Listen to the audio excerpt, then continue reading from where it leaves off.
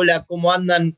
Acá con Ezequiel Parolari, un gran consultor, especialista en comunicación, en campañas, argentino, pero recorriendo varios lugares del mundo. Y la verdad que, aunque no nos conocemos personalmente, lo conecté, Ezequiel, porque una reflexión muy interesante que hace sobre Ecuador, pero que tuvo elecciones presidenciales en instancia final, tipo balotage, recientemente, y él trabaja mucho las narrativas, el relato, y me pareció interesante porque él dice, ojo con que, aunque te pudiera ir bien en una etapa de gobierno y armes un proceso histórico y te vaya muy bien durante unos años y haya consolidado un proyecto que incluso muchas personas lo recuerden gratamente, es muy difícil vivir entre comillas, ¿no? Vivir de ese relato hacia atrás. Y esto me parece muy interesante.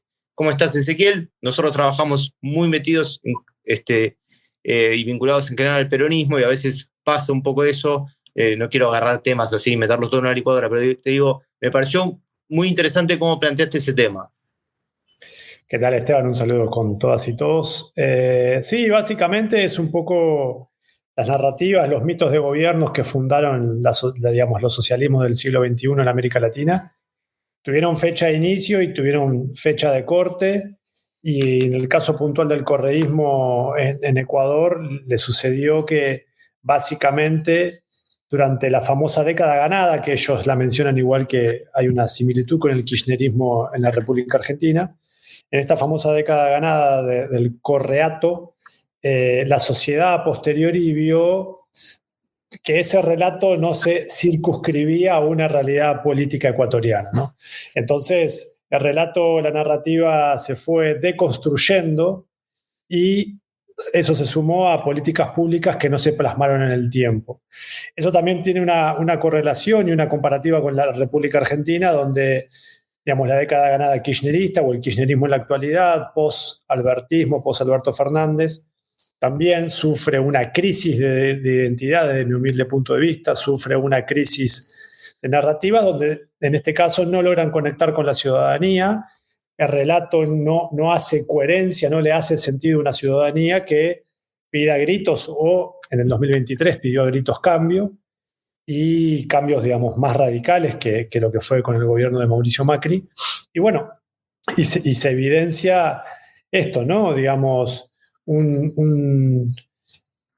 hay tendencias que vuelcan a América Latina un poco más hacia una ideología de derecha y a gobiernos un poco más, quiero ser prudente con esta palabra, un poco más radicalizados, pero radicalizados en términos de su discurso, de su narrativa, donde sí logran conectar con un electorado muy apático, con nuevas generaciones que no viven la política como quizás la vivimos nosotros o la vivían nuestros padres.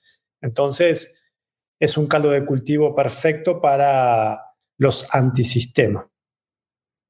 Claro, y vos, ¿cómo, digamos, vos un poco estabas diciendo, bueno, ojo que no alcance evidentemente a convivir del pasado, pero decime al menos dos cuestiones que vos les recomendarías a personas que les fue bien, que marcaron una etapa que fue positiva para una buena parte de la población, sacando acá los gustos, no importa. Eso es uno que tuvo un grado de consenso importante, ¿no? Y que duró bastante tiempo, digamos. Entonces, vos cómo dirías, cómo habría que hilar eso hoy, digamos? ¿Vos qué les recomendarías? Digamos, en términos narrativos, ¿no? No, básicamente tienen que actualizarse, digamos. Vos no podés vivir todo el tiempo de un pasado. La sociedad se transforma, hay nuevas generaciones, son 10 Claro. años, ¿no? O sea, y esos 10 años pasan para todos.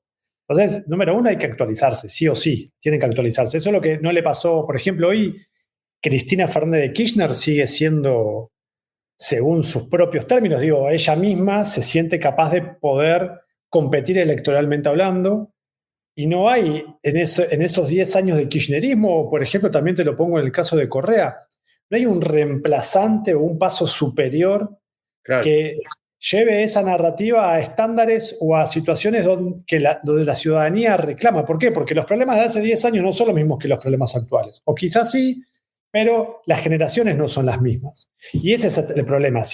Y ahí está la matriz de todo, porque si el problema es el mismo, es que antes no fue solucionado. Entonces, si antes no fue solucionado, ¿por qué ahora vos me vas a decir que lo vas a solucionar si sos el mismo personaje de hace 10 años? Entonces, le pasó a Alianza País con el correísmo, le pasó al kirchnerismo, es que no hay una refundación de los líderes. Vos pensá, y te pongo el caso de Lula. El caso de Lula es un poco paradigmático, ¿por qué? Porque Lula sí gana la elección contra Bolsonaro en el 2022, sin embargo Lula sí apeló a un pasado, evocando un pasado que fue fructífero para llevarlo a un futuro que podría llegar a ser como ese pasado. ¿Por qué? Porque el presente, el bolsonarismo, sí, digamos, generó mucha polarización en la sociedad brasileña. Ahora, el gobierno actual de Lula, digamos, dista mucho de lo que fue, el líder es el mismo, ¿sí? Sin embargo, hay un recuerdo, o en su momento de la campaña hubo un recuerdo de lo que fue Lula para aplicarlo a presente-futuro. Ok, se aplicó, sin embargo, no hay una extensión de ese liderato, ¿no? O sea, después de Lula, ¿qué? Después de Mujica, ¿qué? Por ejemplo, ¿no? Entonces, después del correísmo, al kirchnerismo le pasa exactamente lo mismo. Nadie puede tomar la bandera, por eso el peronismo hoy en día está tan dividido, ¿sí? Se pelean esos lugares de poder, y en el correísmo pasó exactamente lo mismo. Nosotros trabajamos con mucha responsabilidad, lo digo, con el correísmo, y se le aconsejó en su momento, en una de las elecciones, que la figura de Correa debía de estar a un lado. Él durante cierto tiempo debía no opinar, durante cierto tiempo debía estar al margen para beneficiar al partido y para beneficiarse al mismo y para beneficiar a sus candidatos y sus candidatas. Él eligió otro camino, él dijo que no iba a hacer eso. Entonces ahí tenés como los egos, o sí, los egos políticos repercuten, afectan a un conjunto, ¿sí? A un conjunto partidario, en contraposición a las nuevas tendencias que busca la ciudadanía. Entonces, por eso te digo, hay que actualizarse y tiene que haber nueva formación de cuadros, capacitación, otros voceros, voceras, que puedan tomar la posta y entender también, la clave es entender el clima político que vive la ciudadanía día a día. Si vos ya te desconectás de eso, perdés la lección, que es lo que está pasando, básicamente. Y otro punto que quería consultarte es que con respecto a, digamos, las campañas, cuando hablo campañas, no solo campañas electorales, campañas permanentes, campañas de comunicación del gobierno de contraposición o de contraste, que parecía que no son nuevas. Yo creo que 2016, 2017, 2015 arrancaron con fuerza, parecía que había mermado un poco y ahora han vuelto, ¿no? Ellos o nosotros, pareciera que... y me pareció interesante porque yo te leía y decías, bueno, es efectivo y técnicamente, la verdad que socialmente es dudoso, porque no sé si le hace bien una sociedad, si le hace bien un país, e incluso habría que pensar que realmente un gobierno fuerte de cualquier sistema de valores que defienda, cuanto más consenso en realidad podría ser más fuerte, y esto siempre va hacia fomentar la división y agrupar núcleos duros con niveles de consenso. Pero bueno, esa técnica vos la ves hoy funcionando. Técnicamente estamos hablando, ¿no? Eso le funciona a alguien si hace eso. Sí, digamos, una cosa es gobierno, otra cosa es campaña. Bueno, sí, claro. No, pero me refiero a la utilización de esa estrategia. Digamos, ¿no? En campaña siento que es como inevitable. Vos tenés que diferenciarte para que la gente te vote, te elija, lo que sea. Y en gobierno, a ver, hay dos realidades. Digamos, utilizando al gran teórico Mario Riorda, Mario dice que la comunicación gubernamental, el fin es generar consensos, pero siempre va a haber gente por fuera de ese consenso, ¿no? O sea, sí o sí, e inevitablemente va a haber disensos porque va a quedar mucha gente por fuera de esos consensos que se generan. Entonces, el sumum, como el tipo ideal es, sí, generemos la mayor cantidad de consensos.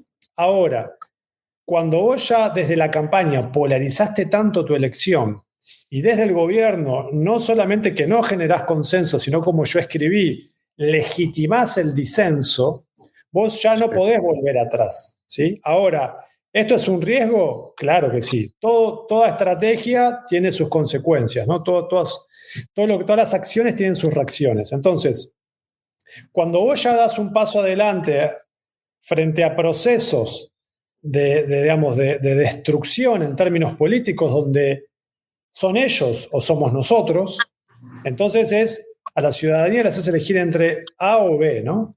Y ahí, en esos dos caminos, A y B nunca se van a encontrar porque ya están en las antípodas, políticamente hablando, y a su vez se genera esto que es lo que digo, ¿no? La legitimación del disenso es cuando sociedades polarizadas, fragmentadas, y es muy difícil la unión porque ya se están perdiendo las formas digamos, en cómo la ciudadanía antes aplicaba la política en su vida cotidiana, porque también desde los espacios de poder se están perdiendo también estos tipos de protocolos políticos que mantenían estas formas y estos fondos. Entonces, ya es como que siento que todo vale, y ahí es cuando se generan muchos problemas para la democracia, en realidad, ¿no?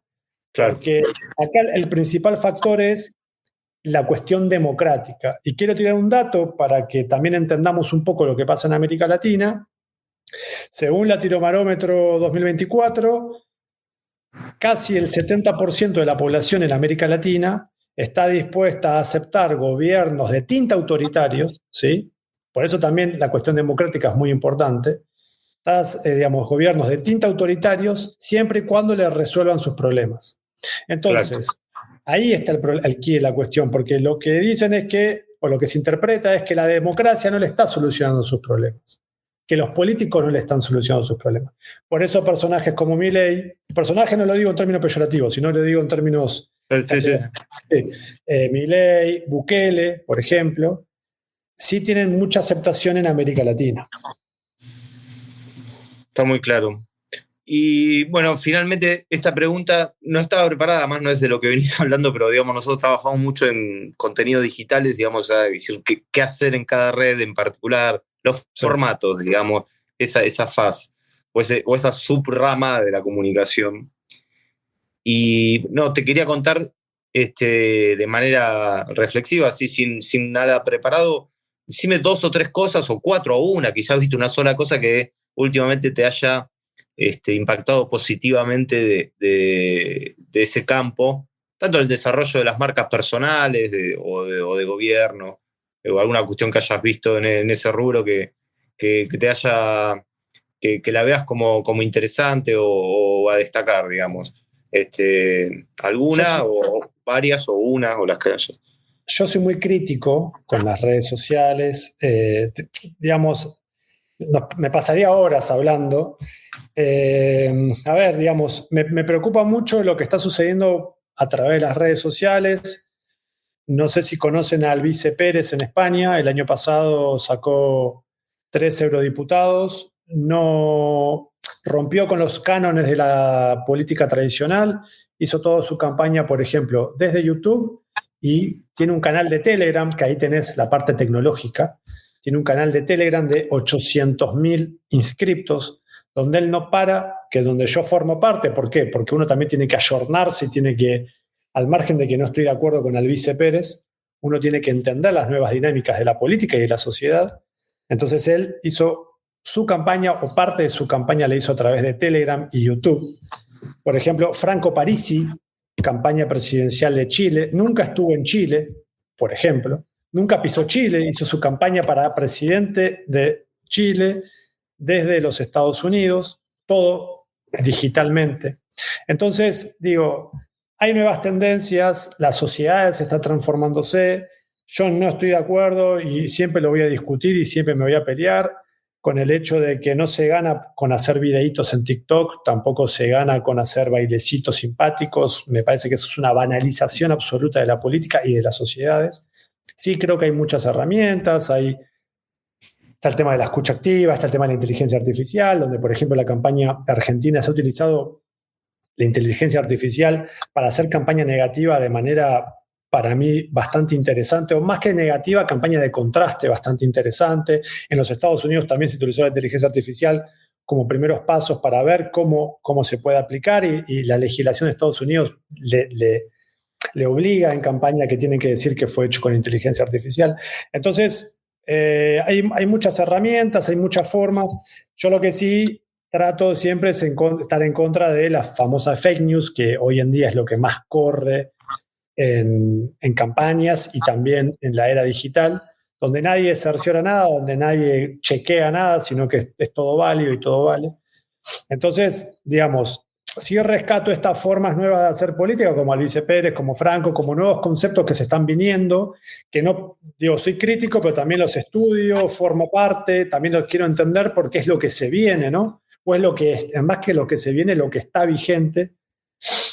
No, yo no me gusta, soy bastante crítico, pero creo que un poco la política va a tender ahí por ahí, ¿no? Más digitalización de la política, menos grandes mítines, pero para mí esto conlleva un riesgo hacia la democracia y hacia más que nada la accountability o rendición de cuentas que los ciudadanos y las ciudadanas puedan llegar a efectuar.